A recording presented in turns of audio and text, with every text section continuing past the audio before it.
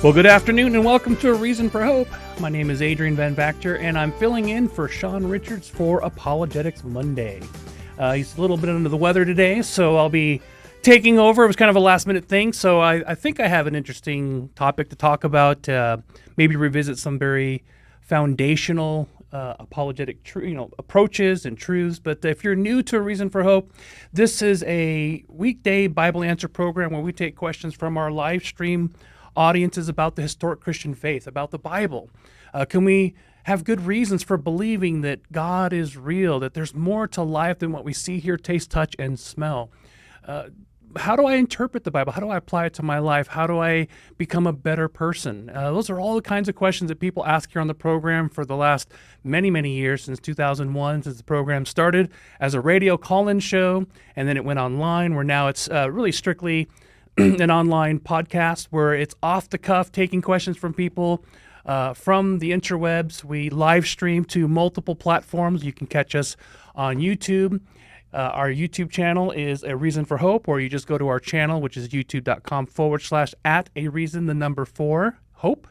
That's at A Reason, 4 Hope. You can also catch us on Facebook. We have a church Facebook page, Calvary Christian Fellowship of Tucson, Arizona. And that URL, if you want to go straight to facebook.com/CCF Tucson, you can catch us there. We're also live streaming to the X platform. If you follow our senior pastor, Scott Richards, you can know when we're live. We do this every weekday, Monday through Friday, 4 to 5 p.m. Arizona or Mountain Standard Time. And of course, like I said, today is Apologetics Monday. Typically, throughout the week, we do a little news update on what's going on in world events and how that pertains to biblical prophecy. And then we just take questions from our live stream audiences. If we don't get to your question, we save them, we catch up to them. We have usually a running list, growing and shrinking every day as time goes by, because we really want to take our time to answer the questions thoroughly. Some approaches from other similar type programs where they just kind of get the answer, yes or no, right out.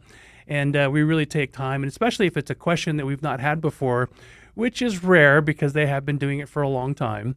But, take time to research and figure out exactly the best way to answer. Because sometimes people ask questions that have a lot of emotional background, and so it's very important that we, give an answer that is meaningful, not just intellectual, but also ministers to the heart and the mind. So ask your questions, use the comment sections in these various platforms, and then we'll get to them that way. You can also avoid social media by going to our website. That's calvarychristianfellowship.com. Hit that Watch Live tab. Not only can you watch this program every weekday, but you can also catch our Wednesday evening Oasis service, where we go through the Bible chapter by chapter, book by book, and verse by verse. Currently, we're going through the book of Zephaniah on Wednesday evenings. And on Sunday mornings, 9 and 11 a.m., we are going on a verse-by-verse study of the epistle of 1 John. So if that's something that's of interest to you and you're not a member of our community and you'd like to just hear Pastor Scott teach through those passages one verse at a time and kind of get a great context of what a particular book of the Bible is teaching, its historical background, the background of the author and their approach and what the themes and so on, things that you don't always get when someone just kind of strips a passage out of context and sort of uses it to apply to something way over here. Not that that's always a bad thing, but it's really important to have that context. I'd really encourage you to check out our archives. We have just about every book of the Bible that's been taught through over the last 30 years on our website. You can also download our app. It's CCF Tucson. You can get it in the Google or Apple Play Store. And that app is really awesome because it has a digital Bible where you can actually mark, highlight, make your own personal notes, even share those notes with the community if you want. You can create chat groups, basically an online Bible study. As you're listening to the sermon, you can comment to one another. A lot of great little things you can do with our app. Again, you can get that in the Google or Apple Play Store. And of course, throughout a sermon, you can leave notes as you're going through the text of Scripture. It's really the best way to study the Bible, in my opinion. And we would all agree because we've been doing like that for about 30 years now. Also, if you want to email a question, perhaps you want to give a little bit of background, personal, don't want to write a letter on social media, but important background, especially if it's something personal. We have a lot of individuals who ask questions that are like relationship type oriented questions, marriage, dating, and so on. And so if you have a question that's sort of burning and you want to know what the Bible has to say about a very important decision you have to make in your life, or perhaps you just need some wisdom, feel free to email us. And that email address is questions@areasonforhope.org. That's questions@areason4hope.org. All right. Well, with that being said, we will take a moment to pray. And I'm going to, off the cuff, more or less, take us through a little study on what it means for Apologetics Monday, and what apologetics means for you and me. What does that mean? Why do we do it?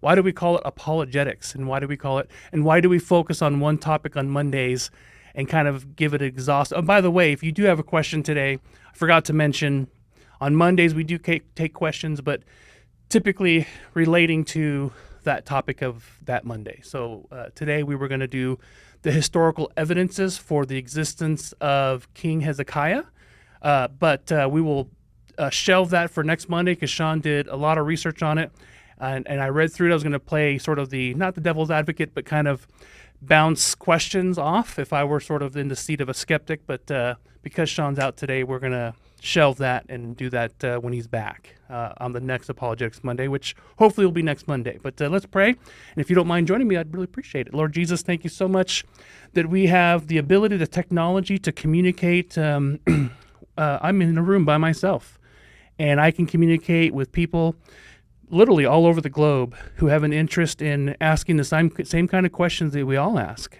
Do we have a real relationship with you? Do we know who you really are? Do you exist? And if we have come into that dynamic, life-changing relationship, but one that changes our lives every single day, I would hope, how do we communicate that to others? So I ask you for wisdom today. I pray that you'd communicate through me in a powerful way and minister to others as you've ministered to me. And Lord, help us to always grow. Help us to always be mindful of our sin, and to be ever open and willing to grow and to submit and to die to ourselves, to submit to your lordship, Lord. And that's really what it is about. What it's all about, to live the Christian life. So we ask these things in your name. Amen. All right. Now, whenever I talk about the subject of apologetics, a lot of times the whole world of apologetics, especially if you are someone like me who really loves studying, really loves Bible teaching, loves the Bible, loves history, and loves having a good reason for why we believe what we believe. It's not just important that we know what we should believe, but we should know why. And so just to give you a little bit of background, I was not raised in a Christian home, and some of you who've seen this program before probably heard this maybe once or twice, but I was sort of in a kind of broken family. My father left when I was about 7, and that just kind of created all kinds of chaos in our family. There was a lot of various levels of abuse and so on, and not an uncommon story, but I developed a very unique, not unique, I should say, I developed an interest in the art of illusion, and it brought me into a very unique encounter with Christians. The most unlikely place you could ever think that you might meet Christians was at the Society of American Magicians Magic Club. It's an international organization, and Tucson, Arizona happened to be quite a good hotspot for people interested in learning sleight of hand, learning how to be a stage performer, learning how to do card tricks and coin tricks and entertaining people. We had one of the largest chapters in the world at one point. And at that time, I became one of the youngest members ever to join. In fact, I couldn't even really technically join the club because they had no youth program at that time. Now they have the Young Magicians, the Society of Young Magicians, and so on. But at that time, I had to be a certain age to join. But they let me come to my first meeting on right after my 13th birthday, even though I had been studying and learning the art of illusion since I was 9. But joining this club, several of the magicians there, several of the performers some were part-time, some were full-time, but they had offered to teach me.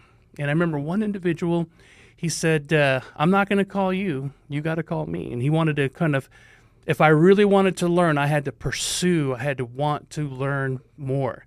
And he gave me his number, and I called him up. He drove all the way from one side of town to the east side where I was living, and would pick me up, take me to his house, and let me spend the night on weekends, and we would just talk card tricks. Well, not all the time. We would also talk about the Christian faith. He was a devout Christian man, and he became kind of like a father figure. I was very estranged from my own dad. He was a Vietnam veteran, and so even though I had lived with him and my stepmom and my 3 stepbrothers and stepsister, I didn't really have the kind of connection that I really wanted from my dad. And well, this great Christian man named Alan Roscoe really fulfilled that role as a mentor. In fact, if I hadn't had, I mean, he was like my best friend. We would hang out at the mall and go to movies. I never hung out with really friends in high school. So I was influenced by him and many others. One eventually became the author of the book that I got to help be a part of, Unmasking the Masquerade.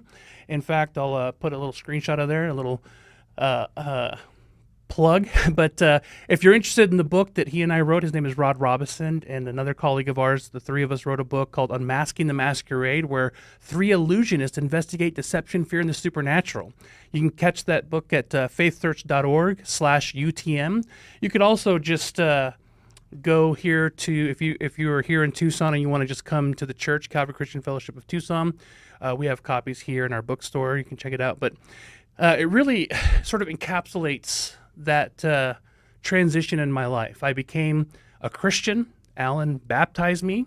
It was in my late teenage years, and I was, I'll never forget, I was on my way to Hollywood to headline at the Magic Castle. I was a teenager, and I was listening to a preacher on some cassette tapes because I had to drive in the middle of the night because it was August, and I had 10 doves in a kennel, and I didn't have any air conditioning in my truck, so I had to drive in the middle of the night where it was somewhat cool, relatively speaking.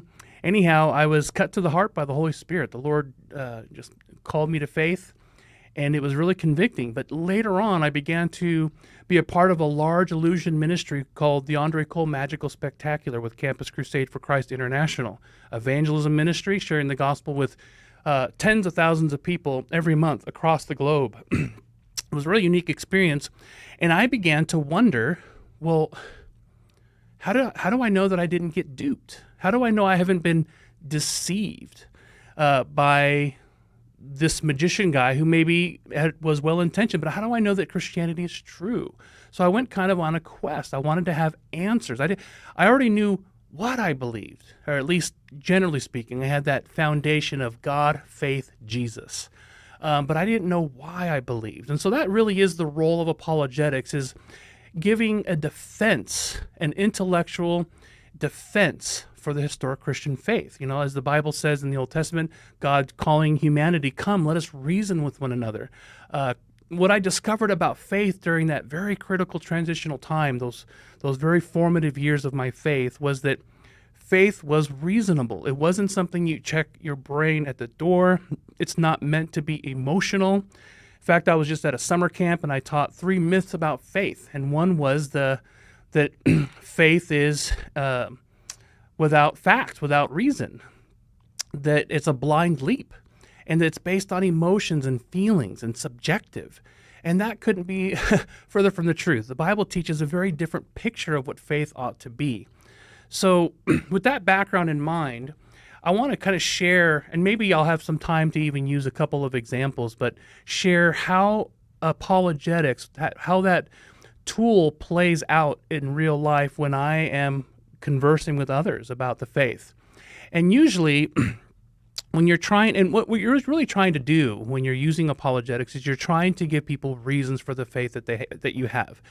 You know, like Peter says in 1 Peter 3:15, be ready to give an answer for anyone who asks you to give an answer for the hope that you have with gentleness and respect. So always be ready to give an answer. Now, that's tough because there are a lot of different views in the world. Not many of us have the time or the skills, the gifts, like, for example, that someone like Pastor Sean has. I mean, he knows a lot about everything. And if you talk to any Christian apologist, someone who would characterize themselves that way, to say, I am a Christian apologist, they will all tell you that you cannot have a ministry or a call to minister to everybody and having the ability to answer everyone's questions. Typically, they'll recommend having a really strong niche understanding of a field. For example, if you're in the sciences and you want to minister to atheists, you would probably be, a physicist or a biologist, some kind of science background where you can speak to those issues, and mostly would be dealing with materialism or naturalism, the idea or the worldview that suggests that nothing outside the natural world exists and that truth can only be known through the natural world. Another perspective on that would be scientism, the idea that truth can only be known through the sciences. How would you approach that? Well, we may have some pat answers. We may be able to dialogue, generally speaking, with someone who is an atheist and has a science background. But I wouldn't be able to equally talk with someone with that background as I would be, let's say, a Mormon or a Muslim or a Hindu or a Buddhist. I may have generalized ideas, but I wouldn't be on the mission field in Thailand ministering to Thai Buddhists if all my training and background were general apologetics. I would have to really dig deep and have a strong understanding of Eastern philosophy and so on. But the tools that I want to share with you today would help you get a generalized approach where you could actually dialogue with most people. So where do you start? Well, I like to use Acts 17 as sort of a model. And I'm going to take us here for a minute. Now, this is in Athens. And Athens was a hub for paganism and idolatry and the idea that there are multiple gods, that you have the god of the air, the god of the trees, the god of the wind, the god of rain, the god of the earth, the god of the underworld, that kind of idea. And Paul, this is a really important part to point out. It says, while Paul was waiting for them in Athens, he was greatly distressed to see the city was full of idols.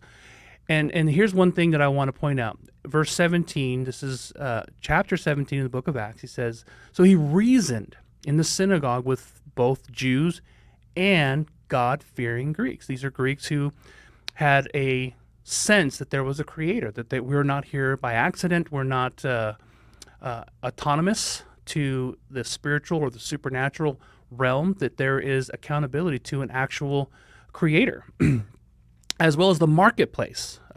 Basically, hanging out at the it'd be like going down to downtown on 4th Avenue and hanging out around the shops as people walk on a nice, fall or winter day here in Tucson, and just talking with people day by day with those who happen to be there. And people began to debate with him, and they would, make fun of him because he was advocating in their minds what was a foreign god. I've experienced that quite a bit. I've been to about 61 international tours. I've been to over 50 countries. And being in the West and then going to a country that's not the West is dramatically different. How they think, how they view worldview, and even how you discuss these types of issues is very different oftentimes. And they would say the same thing to me. You're advocating foreign gods. And so here's the approach that Paul took. And maybe I'll share a couple stories of how this really impacted me a long time ago when I really studied this passage. I was going to India every year. And this really ministered to me and gave me sort of a perspective that I began to approach and implement in my own ministry that I think will be very helpful, especially this day and age where the West is no longer fundamentally Judeo-Christian. That's long gone, even though the foundation is still there in a lot of ways. If you read Tom Holland's book, Dominion, talks about how interwoven the Judeo-Christian thinking and the worldview, it's so integral to Western society that it has shaped it in so many ways that we're oblivious to it. But anyhow, they were arguing with him, and it says all the Athenians and foreigners who lived there spent their time doing nothing but talking about and listening to the latest ideas. So this was sort of the hub. This would be like the speaker's corner in Hyde Park in London, a very famous place because it's one of the few places in the whole world where you have genuine, absolute freedom of speech. You can say anything about anything without any repercussions, as long as I think the only thing you can't say is anything about the Queen or the King in this case nowadays. But anyhow, Speaker's Corner every weekend. People get up on ladders. I've been there. I've had chances to get up on a ladder and talk with people. And you present whatever you want to present. You've got all kinds of people. You've got atheists, Muslims, Christians getting up on ladders, sharing their ideas. And then the crowd yells and debates with them depending on the topic and who they are. But they have long, very interesting conversations been going on for many, many years. But this would be sort of like that kind of place. Well, Paul stood up in the meeting and he said, "People of Athens, I see that in every way you are very religious. For as I walk around and look carefully at your objects of worship, I even found an altar with this inscription, 'To an unknown God.' So you are ignorant of the very thing you worship, and this is what I'm going to proclaim to you." Now that's a pretty, that'd be considered pretty abrasive. When I go through all my missions classes and how to communicate in foreign cultures and how to contextualize the gospel, they tell you to be, loving and very respectful and never be polemical. Well, that's kind of the opposite of Paul's example here. He's being very polemical. And I remember when I was studying this, I was in India, and I think this was my second tour in India. I landed, and my host had picked me up from the airport, and we're driving along, and I think we had done my first event. And typically I would do 3 events a day. I'd be on a college campus in the morning and afternoon, and then some venue in the evening. My first tour in India was in 1997. Yes, 1997. I did 47 programs in 12 days for 50,000 students. It was insanely busy. And our team planted 32 churches in 12 days. It was that fruitful. But, I just thought, this is how you share the gospel. I'm going to approach it from a Western mindset. And I began to see that a lot of students had hindrances. They would say, well, yeah, I understand what you believe and I accept that, but that's no different than what I believe over here. And so I struggled with that. And so my host used this passage to say, see, he's just going to develop a common ground and talk about Jesus. You develop a common ground and talk about Jesus. So when you're conversing with someone, I would say I agree with that advice. Develop a common ground. And where is the crossroads for this person? Where do they divert from the truth? Where are they at? Do they believe in God? And usually I like to use these 3 words as my reminder model: God, faith, Jesus. And I'll explain why I choose that order in a moment. But he told me that we shouldn't do anything else, and that Paul modeled just common ground and talk about Jesus. But when I went through and I thought, is that really what Paul did? So I went that night and started reading the passage. And over the next several weeks as I was touring in that part of the world, I just thought, gosh, he actually misused and misapplied the passage. Here's what Paul actually does. He doesn't just say, hey, you and I agree over here. Let's talk about what we agree on, and let's focus in on that. Paul does quite the opposite. Here's what he does. He says, where was I left off here? A group of Epicurean, let's see, nope, I went too far. Unknown God. So you are ignorant of the very things you worship, and this is what I'm going to proclaim to you. So he's basically saying to them, you're worshiping, you have this altar over here to an unknown God, meaning you don't know, you're ignorant of it. It's not like an insult. He's just saying what you don't know, what you're worshiping, that's who I want to talk to you. In fact, I didn't realize I was looking at the NIV. I'm going to switch over to the New King James. Sorry about that. Here we go. So the New King James words it a little differently.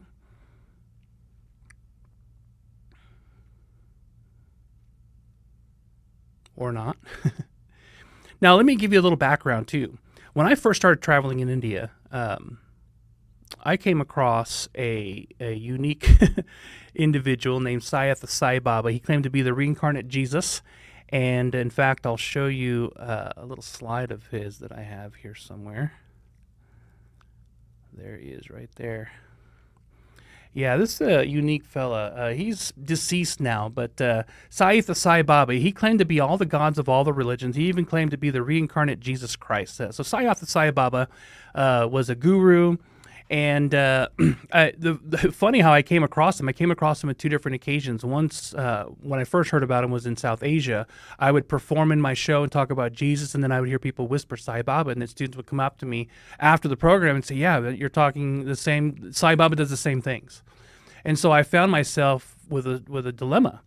Okay, do I still talk about Jesus and ignore the fact that most students are going to say, yeah, Sai Baba claims to be Jesus. When he quotes the New Testament, the red letters in the Gospels, he says, I remember when I said that. It's insane. This guy would say that. Well, I had a family member who was in a relationship with someone who also was a follower of Sai Baba. In fact, he had over 50 million followers worldwide outside of, the hundreds of millions in India alone that believed that he was a genuine reincarnation of Jesus.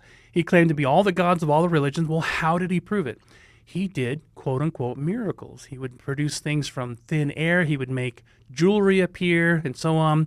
And I began to do some of the effects that he would do in his gatherings in my own show. Now, I wouldn't mention his name. I didn't want to be too abrasive because I got a lot of physical harm threats when I was performing and speaking on college campuses, but I would at least do his stuff. I would perform the things he would perform. For example, one of the things he would do to prove his deity is he would make the sacred Hindu ash appear.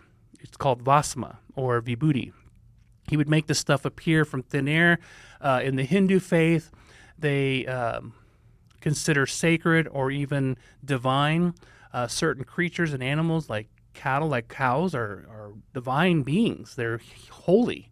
And so everything about them is holy, even their excrement. And they would take cow patties and burn them up into an ash and take the ashes and put them on objects of worship or put them on their foreheads. And so he would make this stuff appear from thin air. Well, obviously I could watch what he was doing and immediately detect that he was using deception and trickery as a professional illusionist.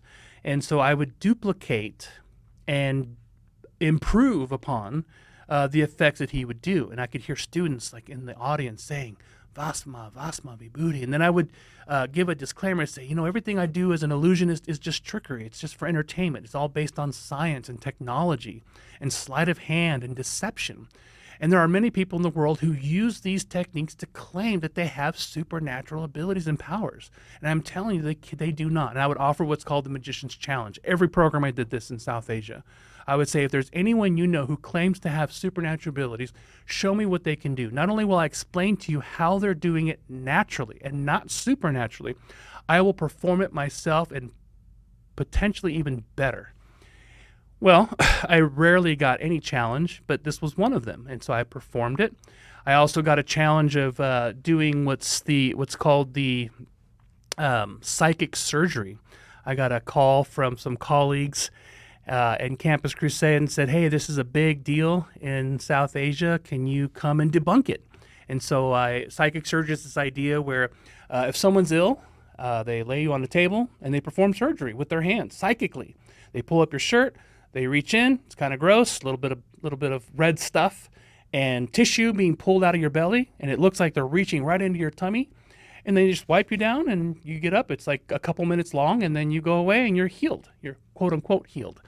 Well, it's all sleight of hand. In fact, I'll show you a quick screenshot for those of you who are watching online. That's me doing an expose for a big press conference in South Asia doing psychic surgery. That volunteer of mine actually went to the actual psychic surgeons. And so I did this at a couple medical universities explaining the phenomena, why people experience what seems like a healing when they're not. People were coming from all over the world thinking they were getting healed and then going home and being still sick, stopping their medications, and then getting so bad to where people began to die. My mentor, Andre Cole, was commissioned by the Federal Trade Commission and Time Magazine to fly to the part of the world where this became popularized in the Philippines, and to expose it. He attended, I think, 50 different sessions, and he did a whole video series on it. And when I got the call, this is now years later, he said, yeah, it's really interesting, and I already knew kind of how they did it, and I kind of created some of my own techniques and improved upon it. I did it in a way that I thought was way better. In fact, at the end, I reached into the guy's belly and pulled out a rubber chicken. And then I said, he left something inside you. And then I pulled out an egg from his belly, cracked it in a bowl, and it was a real egg, just to show the audience that this was all accomplished entirely by natural means, by sleight of hand. And so, anyhow, this experience gave me some of these encounters where well-meaning Christians would say, yeah, you're confronting people. You're confronting their views, and you should just focus on Jesus. And so that's the sort of the big question is, when I use apologetics, is it ever okay to dismantle someone else's beliefs? Is that ever appropriate? And so when I say God, faith, Jesus, inadvertently, you're going to confront people's views on things. And so it's okay to go ahead and take time to break down what's preventing them from having faith. The way my teachers at Campus Crusade put it, your job as a communicator is to remove every stumbling block except that of Christ. Well, for my South Asian audiences, Sai Baba was a stumbling block. So I would have to perform what he did to show them that he was not for real. For some of my audience members, these psychic surgeons were a stumbling block. I would talk about the miracles of God and the miracles of Jesus. In their minds, they're thinking, well, yeah, this guy, can do miracles too. So what's the difference? You have your miracle worker, we have our miracle worker. Unfortunately, there's not very many missionaries who can speak to that, but it does fall right into my field as an illusionist, because I can tell you exactly how they do it. I can watch for 5 minutes and tell you exactly what's happening, how it's happening, and why it looks so deceptive. And that's what really led me to my search or my quest, as I highlight in the book, of coming to a place where I knew why I believed what I believed. So let's go back to this passage, this example here in Acts 17, now that my page finally reloaded. And again, I'm going to read this in the New King James Version. He mentions the objects of worship. He mentions the altar, and he says, and the way he words it in this translation goes, therefore, the one whom you worship without knowing, him I proclaim to you. So it doesn't sound as abrasive in the New King James as it did in the NIV. He says, he used the word ignorant. And what he's really saying is what you're basically admitting you don't know. It says unknown God. What you're saying that you don't know, I'm going to proclaim to you. So was that altar really to Yahweh? Maybe not, but probably not. But he used it as a common ground to say, hey, you and I agree that there are some things we don't know, but here's the thing. What you say you don't know, I do know, and I want to talk to you about that. I did this approach many, many different times when I struggled to connect with an audience. So point number one is where first you want to develop a common ground. And usually my order of priority is God, faith, Jesus. So does God exist? Do we have good reasons for believing that God is real? Do you believe in a higher power? If a person does, then maybe we want to take a little bit of time understanding who that God is. And then faith. What does it mean to believe in something? What you think is faith and what I think is faith? Sometimes people think faith really is just your personal subjective convictions. It has nothing to do with truth or objectivity. It doesn't have anything to do with history or facts, logic, reason. And you have to confront or you have to deal with that before you can move forward. Because you can't ask someone to believe something when the fundamentals of what requires that belief is flawed. I remember when I went through my first training about how to use the 4 spiritual laws with Campus Crusade. Here's how you use this gospel tract to share the gospel with others. And they said, okay, God loves you and offers you a wonderful plan for your life. And I was kind of being a little bit of a, I wanted to be a little bit of challenging because I had already come to the place where I thought, no, You can't just tell people what to believe. You have to tell them why. That's why the motto for our organization, Faith Search International, you can check us out at faithsearch.org. But our motto is proclaiming the gospel with evidence to all peoples everywhere. We're an evangelistic ministry and we do Bible studies, but the fundamental approach, what we try to emphasize is establishing the fundamentals of the Christian faith with evidence. What does it mean to be a follower of Jesus, a believer? And why? Why do we believe what we believe? And so that's really, really fundamental. So God, faith, and then Jesus. Of course, who is Jesus? Is he the ultimate revelation of God, or was he a revolutionary? Was he just a sage, a prophet? Who is he? So again, going to this example, this is what Paul goes on to say. He says, and here's what really threw me in for a loop. He says, God, remember, he just finished saying, what you don't know, I know I'm going to share with you right now. He says, God who made the world and everything in it, since he is Lord of heaven and earth, does not dwell in temples made with hands. Now think about that. People say, oh, Paul, you just have to, say what we agree and talk about Jesus. That's what I kept being challenged. You got to just follow Paul's example. Talk about Jesus and develop that common ground. And I looked at this and I went, the first thing Paul said after he established the common ground was, you have this big stone right in front of you that keeps making you trip. I know, because I've talked to enough people for a long time to know that as soon as I start talking about God, this big boulder is going to trip you, and I'm speaking figuratively. It's a stumbling block. So again, if my communication imperative is to clear the bushes so that a person can have an unobstructed view of Jesus, my job is to clear and remove every stumbling block except that of Christ. That means my attitude, my approach, and be a little bit polemical in a polite and loving, kind way, so that I can diffuse what's preventing them from seeing Jesus clearly. That's my responsibility as a communicator. And I don't have to be an expert apologist to be able to do that. I just have to say, do they believe in God?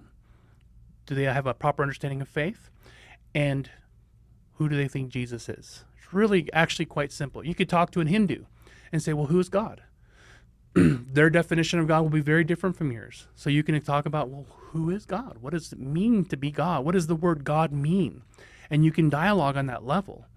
If someone has a proper view of God but has a distorted view of faith, you can talk about faith. And the reason I go in that order is because if I'm talking to somebody who's an atheist about the evidence of the resurrection, to me isn't going to be the most powerful approach, the most effective approach. Yeah, they may scratch their head and wonder, well, I'm not quite sure how to explain the circumstantial evidence and the eyewitness accounts of Jesus' life, but I just don't believe in resurrections because I don't believe in miracles. I don't believe in miracles because I'm a naturalist. I don't believe that anything exists outside the natural world. I don't believe in God.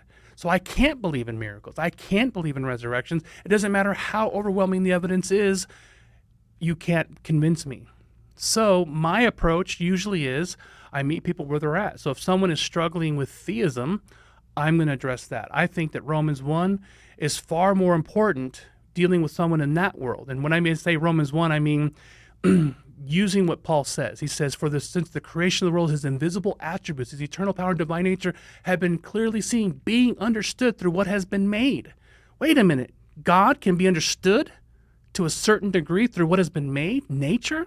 So I can sit down and talk to a naturalist about nature and point them to God. And if I can get someone to finally realize, you know what, it is possible that the box is open. It's possible that the universe could have something beyond length, width, height, matter, and energy. It's possible that a creative being, a mind that exists, that transcends the physical universe and brought it into existence and is eminent, meaning they intervene in the life of the universe, in particular human beings, and has spoken in history. That's far more believable once you've established that. It's far more believable to say and he revealed himself in Jesus and he performed miracles and he came back from the dead. So God, faith, Jesus, that's my recommended order when dialoguing with individuals. And again, you're just providing reasons and evidences for why you believe in the God of the Bible. why you have, what does it mean to believe in something? What's the proper approach of what it means to have faith? And then ultimately, the most important question, as I've been challenging students for, over 25 years now, the most important question you can ever answer in your life is the one that Jesus asked: who do you say that I am? Now, reading on here in Acts 17, and let me just kind of do a quick browse of the question sphere, see if we have any questions related to today's topic. Thank you, Boring Accountant. I'm pray for Sean's recovery. Appreciate the comment. And let's see here if we have any feedback here on Facebook. Nope, I don't see anything here. But anyhow, reading on in Acts, he says, God does not dwell in things made by temples made with hands. So the first thing he does after he establishes that common ground is he tells them there's something distorted, wrong, untruthful about what you believe.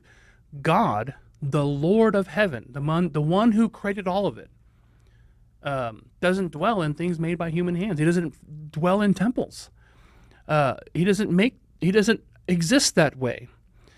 Nor is he worshipped with men's hands, as though he needed anything, since he gives to all life, breath, and all things. And he has made from one blood every nation of men to dwell on all the face of the earth, and has determined their pre-appointed times and the boundaries of their dwelling, so that they should seek the Lord in hope that they might grope for him and find him, though he is not far from each of us. For in him we live and move and have our being, as also some of your own poets have said, for we are also his offspring. So he does several things here. First, he defines who God is. And he takes the parts of their views of God that are incorrect and says, hey, that part's not right. Do you really think that you can encapsulate in a doll or a piece of stone carved into a figure that the creator of all life, who sustains us daily, who determines our places and times, communicating God's sovereignty? You know, a lot of the views of paganism of that time was chaotic. They had as many problems as the deities had as many problems as human beings. They were just basically powerful humans who had beginnings and ends, and were subject to the laws of fate. There was a total fatalistic approach to existence, not someone who's in control, who's in charge, someone who is overlooking and loves us enough to give us life and breath and provide all that we need. And so he establishes a really strong foundation for who God is and how we are to approach him. And then he says something, and I quote this all the time. It just sort of, and it makes sense to people when you say it, even in Bible language, using Christianese. One of the few times I'll talk to a complete foreign to the Bible person, I will say this. I had it happen in Macedonia. I was talking to a guy who says, I'm a Muslim and I'm an atheist. And I thought, that's bizarre. He was raised as a Muslim. He is culturally a Muslim, but he's an atheist. He doesn't believe in anything. And I said this to him. I'll get to here. This is in verse 20. For him we live and move. Verse 29. Therefore, since we are his offspring of God, since we are the offspring of God, we ought not to think that the divine nature is like gold or silver or stone, something shaped by art and man's devising. So he's basically, again, going on a polemical approach and saying, look, you guys got this wrong. He's removing those stumbling blocks. He's not just saying, hey, let me tell you about how awesome Jesus is and all the great things that I got to experience learning about him, what he did to all these eyewitnesses in front of all these eyewitnesses.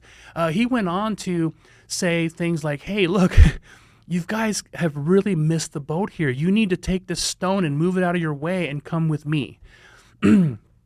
Therefore, since we are of his offspring, we're not to think that his divine nature is like gold, silver, stone, something shaped by art or man's devising. Verse 30, truly these times of ignorance God overlooked. But now, so he's basically saying up until the time of Jesus, the ignorant things that human beings have come up with, the totally crazy ideas that he highlights in Romans 1, by the way, they exchanged the creator by created things and worshiped animals and things made by humans.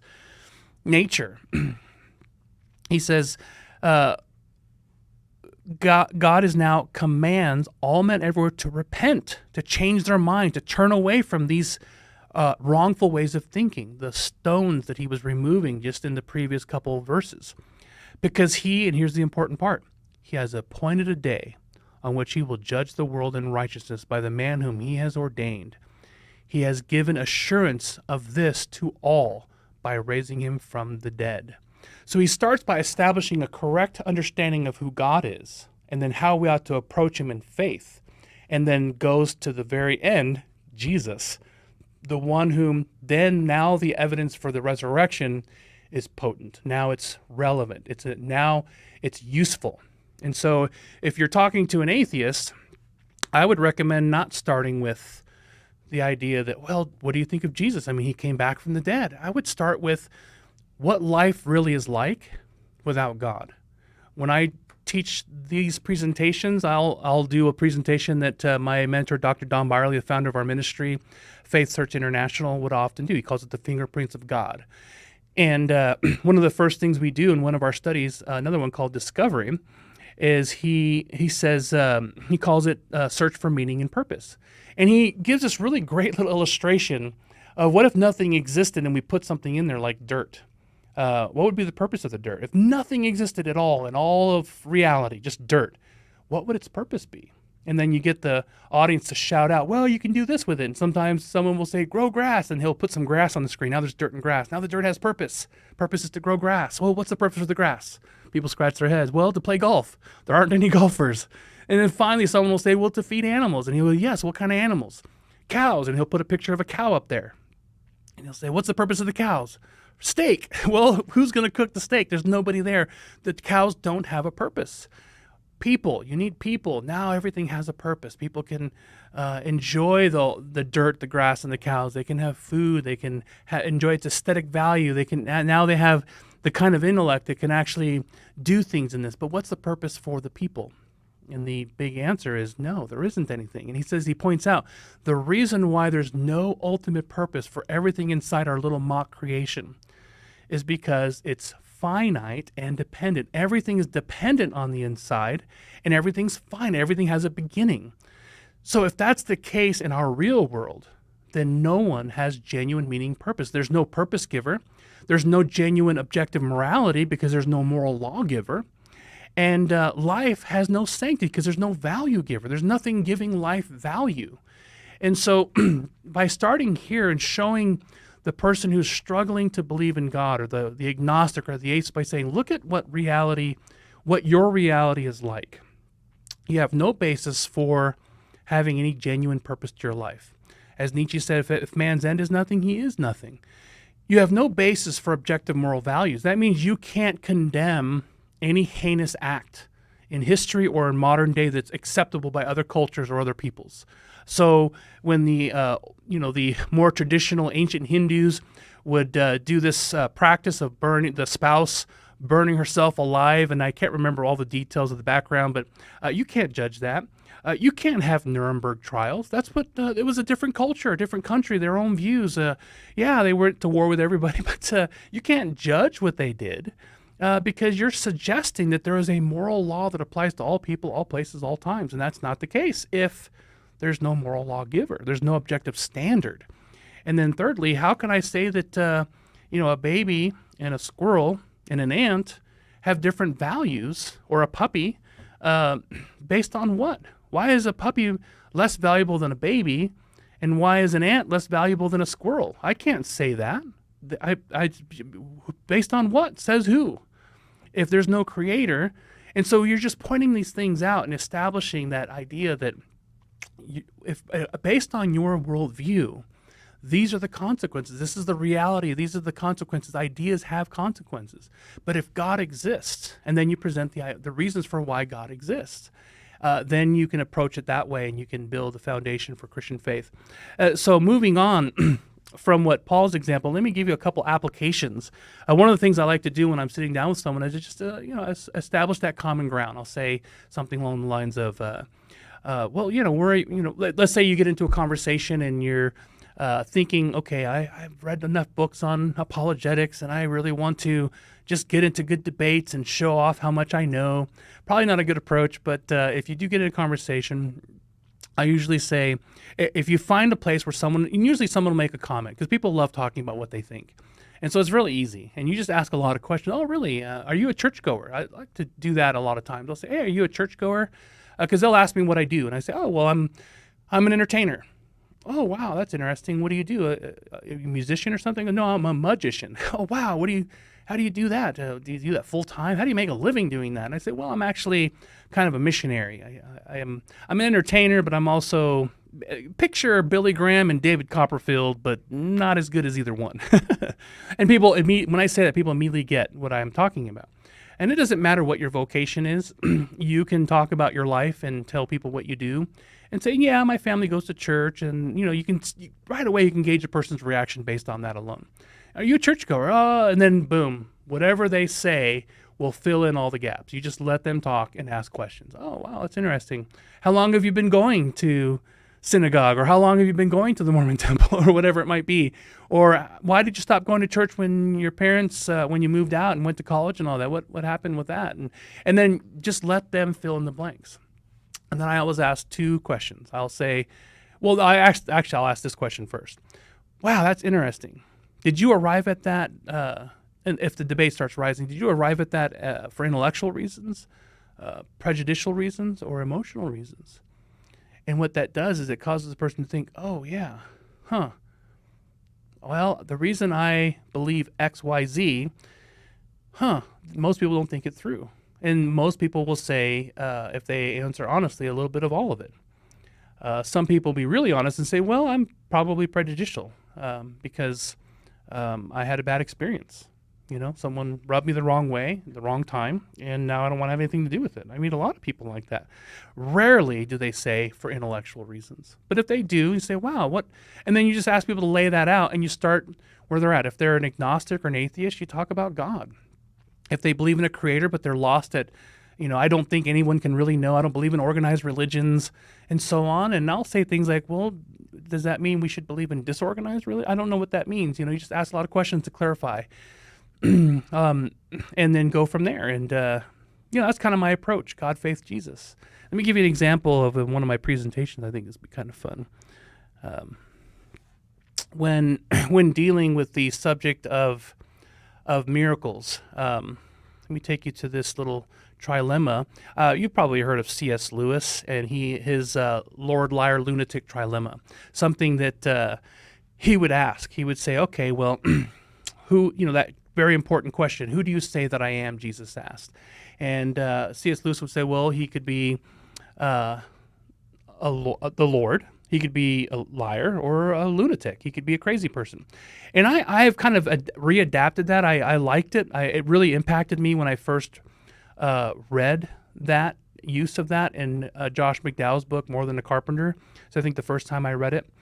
And we use it in our presentations, but I have sort of modified it to something that I thought was a little bit more relevant because I think one thing it didn't tackle was whether he was, not real. What if he, there's a fourth option? So I rechanged it to this, and I think this is kind of fun. So Jesus asked this important question, who do you say that I am?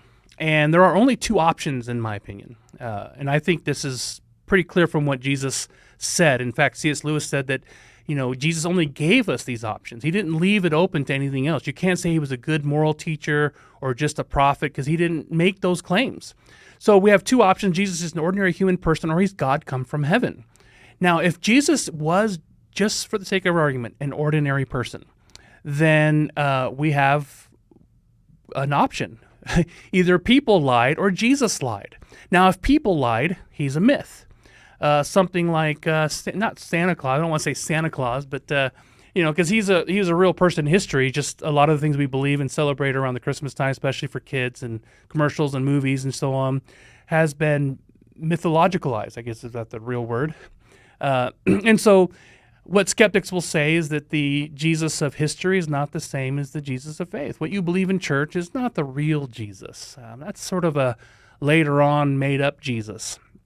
And of course, you've heard Sean and I many times, you can go back in our YouTube history, establishing the historicity, the eyewitness accounts of who Jesus actually was and is. Let him speak for himself.